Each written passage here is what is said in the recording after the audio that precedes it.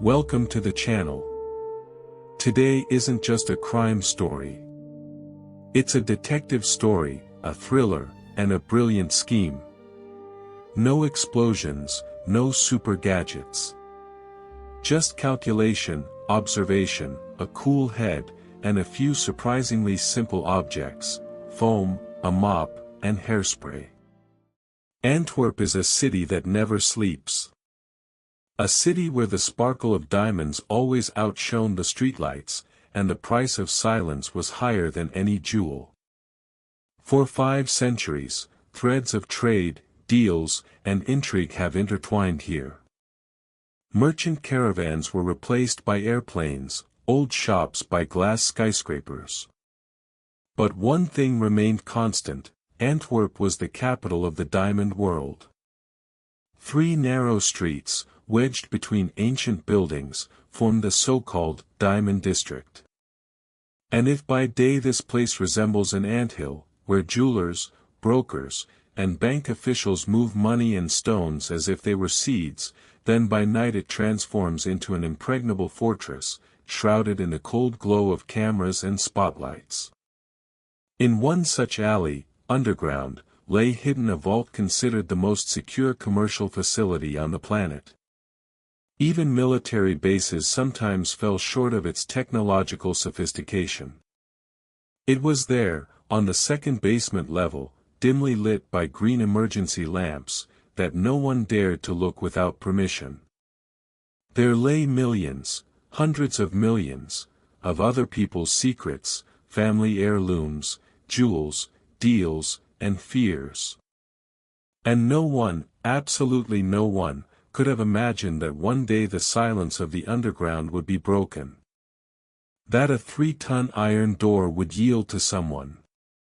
That the sensors for temperature, light, motion, vibration, everything considered impenetrable, would prove useless. And that behind it all would be a group of people armed not with lasers, explosives, or supercomputers, but with ridiculous items: styrofoam, a mop, and hairspray. His name was Leonardo Notarbartolo.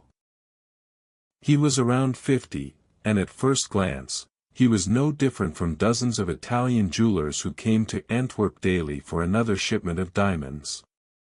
He knew how to smile at the right people, listen when necessary, and disappear when it was advantageous. But behind his smooth manners and piercing gaze lay a past best left unquestioned. They called him the Ghost Man. A man of 1,000 names and 100 legends. But even criminal circles respectfully referred to him as the Maestro. He committed his first theft at the age of 6, stealing a chocolate bar from a store. The guard caught him, but the child cried so genuinely that the man felt sorry for him. It was then Leonardo understood: strength wasn't in brute force, but in the ability to make an impression. He learned to blend into the crowd, to be one of them to anyone. And certainly, to appear harmless. When the time came for a big job, an unknown client contacted him and offered a task that seemed impossible. The vault in Antwerp. The most secure. I know. Down there are over 100 million in stones. So what? I want you to get them out, the client said. Leonardo laughed. That's impossible. For you? The voice asked. Impossible isn't even in your vocabulary. And the maestro understood: the challenge was accepted. But to pull off the heist of the century, he first needed to get inside. Legally. So Leonardo leased a small office in the Diamond District, just like hundreds of others. He brought the paperwork, paid the deposit, signed the documents. Nobody batted an eye: business is business. But most importantly, he gained access to his own safety deposit box, in that very same underground vault. He also got the key, the access card, and a smile for the guard at the entrance. That's how he began to study what seemed impenetrable to others. Every visit to the vault was like a scientific expedition. He took his time. He examined the doors, mapped the camera placements, memorized the guard schedules. He even bought a tiny video camera and hid it in the handle of his portfolio, so he could review the footage later, frame by slow frame. The vault door was legendary, 3 tons of polished steel. To open it, you had to enter a numeric code, turn a massive physical key, and bypass a magnetic field control system. Not a single sensor could be triggered. Not one. Any one of them could raise the alarm, and security operators would be on the scene within a minute. But Leonardo didn't break anything. He only observed. 4 weeks. Months. A year. Can you imagine, a whole year? They prepared for a long time, possibly even more than a year. He was incredibly patient. He learned from the vault itself, as if it were a living creature that needed to be tamed. The heist of the century couldn't be done solo. Leonardo assembled a team whose hands could make metal pliable, render alarms powerless, and turn door locks into mere latches that politely yielded with a flick of a finger. He had his crew. The first was codenamed the Mechanic. His real name was never known. He understood door locks better than his own reflection. They said he could crack a safe even with gloves on, blindfolded. The second was the Alarm Genius. A man who didn't just disable systems, but conversed with them. He could understand what the engineers had built into them and find the antidote. It was he who once uttered a phrase that became crucial. "We'll use hairspray. Just hairspray. Trust me." And the third, that was the Shadow. A silent man who vanished into darkness as if he were a part of it. He was the guide, the observer, and the backup. Each knew only their piece of the plan. But Leonardo knew everything. The genius of the plan lay in the fact that they had built an exact replica of the vault. Matching panels, sensors, doors, door locks. Every last screw was reproduced from Leonardo's memory and his hidden notes. For weeks they practiced, entering, exiting, bypassing sensors, turning lights on and off. They were meticulous. They trained like ballerinas, striving for absolute precision. Every movement was honed. Every gesture, perfected. When the Alarm Genius first demonstrated how to block heat sensors with hairspray, the Mechanic burst out laughing. "Are you serious?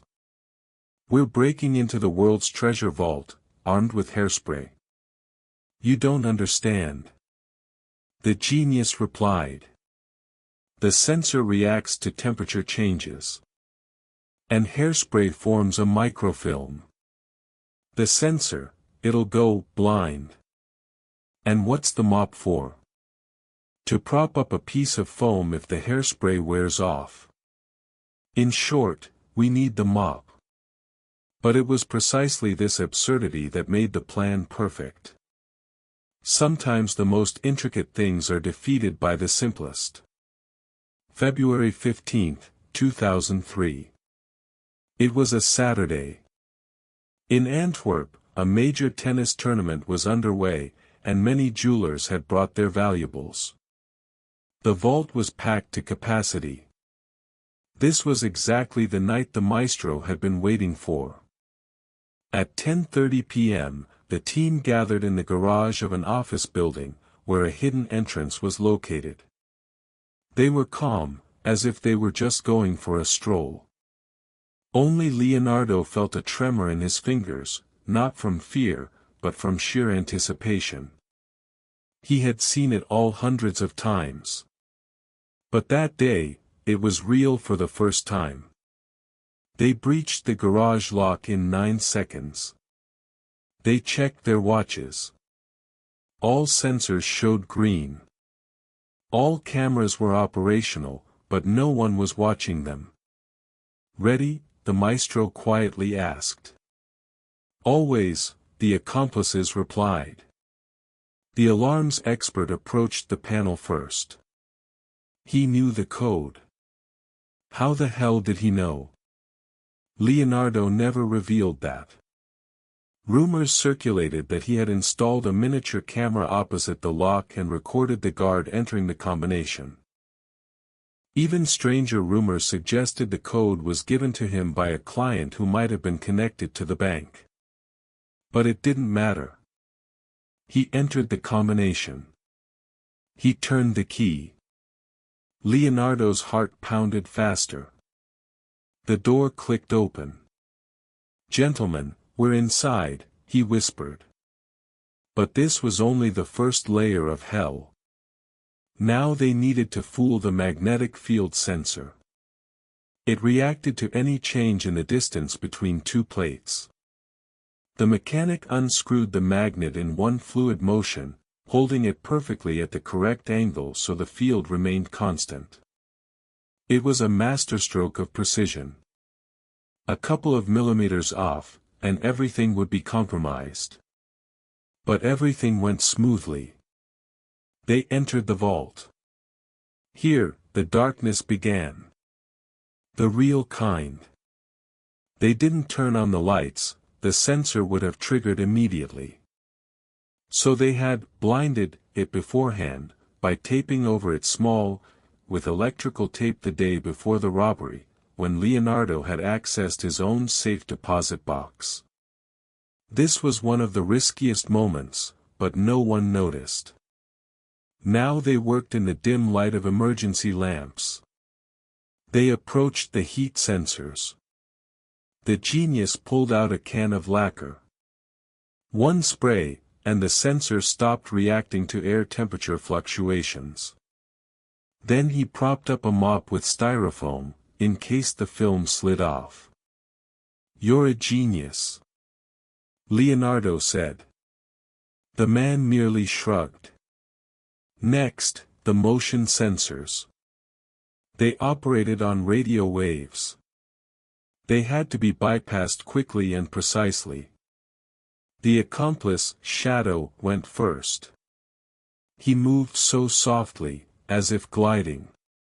And there they were, in front of hundreds of safe deposit boxes. "Time," said the mechanic. And the work began. The mechanic cracked open the safe deposit boxes so quickly it seemed he knew their weak points in advance. Stones of various colors, blue, pink, clear, sparkled even in the dim light. Each box held a destiny. Others fears. Others hopes. They didn't choose. They took everything there was. They filled bags, ensuring no traces were left behind. Leonardo felt as though time had stopped. He wasn't thinking about millions. He was only thinking about the finesse of the operation. It was like a dance. Only occasionally did his heart clench when he saw stones of the rarest purity. He understood, many of them would never find a new owner. They would vanish. Become a legend. An hour later, it was all over. They took the camera tapes. They left the premises as if no one had ever been there. And they left. Successfully. The robbery was perfect. At least, almost. Fate loves small mistakes. And a genius is only human. As Leonardo and his team were leaving the country, one of the members, it's unknown who, stopped near a forest not far from Antwerp. He decided to get rid of some trash, food wrappers, gloves, pieces of electrical tape. He tossed the bag into the bushes. The next morning, it was found by a retiree named August Van Camp. He was collecting firewood and stumbled upon a strange package. Out of curiosity, he opened it. And he saw a gleam. Cut zip ties, a piece of styrofoam, remnants of valuables, papers. And a piece of paper, one of the documents, with the name of Leonardo Notarbartolo's company. August called the police. The cops were stunned. They had been clueless. There were no traces. No camera footage. The doors, not broken into. But garbage, that's a trace too. And DNA too. The police tracked down Leonardo and 3 other participants. During interrogations, the maestro spoke calmly, "I don't know anything. I rented an office. That's all." But the evidence was undeniable. The court sentenced him to 10 years. He was released after 6 years. But here's the strangest part, there were 11 participants, Leonardo said in an interview. Yet only 4 were caught. Where are the others? Leonardo smiled. But that's another story. And where are the diamonds? He looked up at the sky. I don't know. And even if I did, I wouldn't say. Years passed. But the question remained, who commissioned the heist? The theories varied. It could have been rivals of the largest diamond syndicate, or an insider at the bank. Or a mafia organization. Or, well, Leonardo himself, who planned everything, merely playing the role of a hired gun. Even that's possible. No one knows for sure. And maybe, no one ever will. But one thing is clear, this heist wasn't just a crime. It was art. Cold-blooded, precise, beautiful. And while 8th, 10th, 20th copies of those diamonds may lie in vaults around the world, the originals have long since dissolved into the shadows. And what about the maestro? What about Leonardo? He lives quietly in Italy. They say he owns a small shop. Sometimes he smiles when he sees the sparkling lights in jewelry store windows. And, perhaps, he remembers that night when darkness became his ally. When steel gave way. When the world of diamonds trembled. And when he pulled off what they still call, the heist of the century.